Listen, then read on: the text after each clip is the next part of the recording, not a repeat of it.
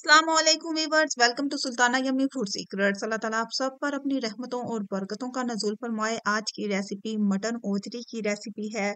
जो लोग मैदे के मरीज हैं और जो ओजरी लवर्स हैं ना, उनके लिए ये वीडियो बहुत ही फायदेमंद साबित होने वाली है। तो मेरे अंदाज से मेरे तरीके से ओजरी बनाएं, जायका और सेहत दोनों पाएं। इसकी मेकिंग बहुत ही आसान है, आप इजीली इसको घर पे तैयार कर सकते हैं।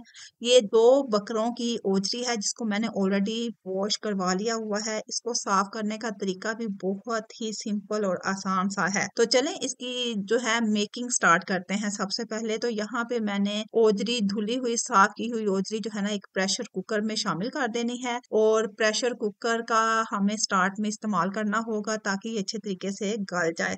बेसिक से हम इसमें मसाले शामिल करेंगे जिसमें मैंने लहसुन के जव्वे, छोटी इलायची, काली मिर्चें, दालचीनी के टुकड़े, लौंग, प्याज, नमक और हल्दी जो है ना वो शामिल कर देनी है।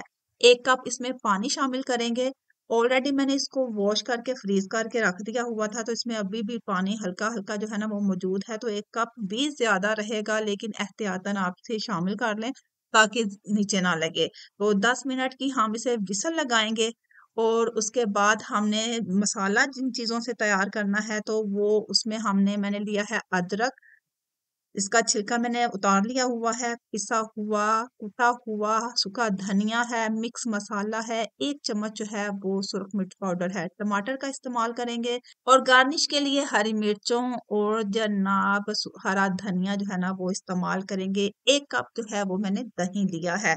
तो तकरीबन 10 मिनट गुजर चुके हुए हैं। तो आफ्टर 10 मिनट्स जब हमने प्रेशर कुकर खोलना है, इसकी जो स्टीम है ना वो अच्छे तरीके से आपने निकाल देनी है और उसके बाद आपने इसको खोलना है। तो ये देखें जी, इसका पानी वैसे का वैसा ही पड़ा हुआ है, हल्का हल्का पानी अब इसमें मौजूद है। आप अपने इलाके के पानी के हिसाब से प्रेशर कुकर का टाइम जो है ना वो कम या ज्यादा कर सकते हैं, जिसमें जो है गोश्त अच्छे तरीके से गल जाए। चलें जी, प्रेशर कुकर में ओजरी जो है ना ऑलरेडी बॉइल्ड हो चुकी हुई है। इसको हम रखते हैं साइड पे और दूसरे चूल्हे पे हम रख देते हैं एक डीप पैन और उसमें मैंने हस्बे ज़रूरत जो है वो कुकिंग ऑयल शामिल कर लेना है। आप जो भी इस्तेमाल करते हैं आप वो इस्तेमाल कर सकते हैं।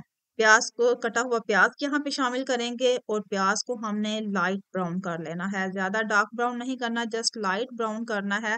और इसमें हमने कुटा हुआ अदरक, सुरख मिर्च पाउडर, सूखा धनिया और मिक्स मसाला ये हमने इसमें शामिल कर देना है और इसको खूब अच्छे तरीके से मिक्स कर लेना है और इसे हल्का हल्का जो है ना वो फ्राई करते जाना है। आंच यहाँ पे हमने स्लो ही अभी रखनी है जब तक हमारा मसाला जो है अच्छे से फ्राई नहीं हो जाता। तो इसमें इसके साथ ही मैंने फ्रीज किया हुआ जो टमाटर लिया था वो मैंने पीस लिया, वो यहाँ पे शामिल करेंगे।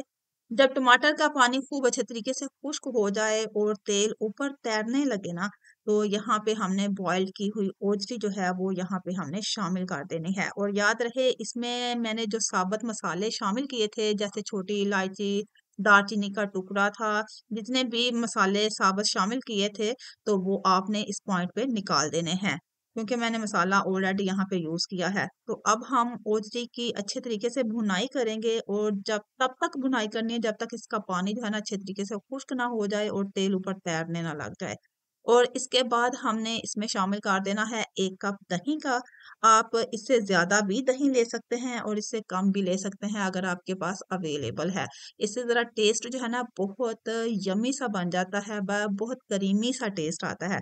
तो इस तरीके से आपने ओजरी की खूब अच्छे तरीके से भुनाई कर लेनी है। अच्छा याद रहे कि जब आपने इसकी भुनाई करनी है ना, इसके ऊपर ढक्कन नहीं देना, आपने खुले मुंह के साथ ही आपने इसकी भुनाई करनी है। इतनी भुनाई करनी है कि तेल ऊपर तैरने लग जाए। तो जब तेल ऊपर तैरने लग जाए इसमें हमने जस्ट थोड़ा सा ना हाफ कप जो है वो पानी हम शामिल करेंगे ताकि इसकी अच्छे तरीके से ग्रेवी बन जाए और सालन की अच्छी सी लुक आए। और आंच हमने बिल्कुल जो है ना वो स्लो कर देनी है और 10 मिनट्स की हमने यहाँ पे स्टीम दे देनी है। अच्छा, ओजरी साफ करने का तरीका जो है ना वो मैं आपको बताई देती हूँ। अच्छा, ओजरी को साफ करने का बहुत ही सादा और आसान सा तरीका है कि उबलते हुए पानी में ओजरी को एक दफा निकाल लें और ऊपर से उसकी स्किन जो है वो रिमूव कर लें और उसके बाद आपने इसको छोटे छोटे पीसेस में काट लेना है।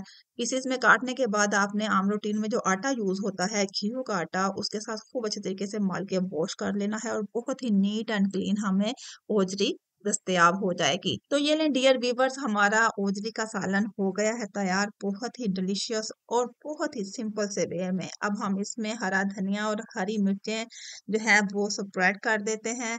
आप इसे नान के साथ खाएं या चपाती के साथ खाएं, बहुत ही डिलीशियस और बहुत ही यम्मी टाइप जो है ना हमारी ओजरी हो गई है तैयार। होपफुली मेरे व्यूवर्स को आज की ये रेसिपी बहुत पसंद आएगी। मेरे अंदाज से, मेरे तरीके से ओजरी का सालन बनाएं और कमेंट बॉक्स में जरूर बताइएगा कि आपको मेरी ये रेसिपी कैसे लगी। मेरे नए व्यूवर्स मेरे चैनल को जरूर सब्सक्राइब कर दें। वीडियो अच्छी लगे तो अच्छा सा कमेंट भी कर दिया करें ताकि मेरे चैनल की हौसला अफजाई होती रहे और मैं आपके लिए मजे मजे की आसान सी रेसिपीज आपके साथ शेयर करती रहूं। अपना और अपने इर्द गिर्द के लोगों का ख्याल रखें। मिलते हैं एक अच्छी सी यूनिक सी सिंपल सी रेसिपी के साथ। ईद की खुशियां बहुत बहुत मुबारक हों। अपना और अपने इर्द गिर्द के लोगों का ख्याल रखें। अल्लाह ताला आपकी कुर्बानियों को कबूल फरमाए। आमीन। अल्लाह हाफिज।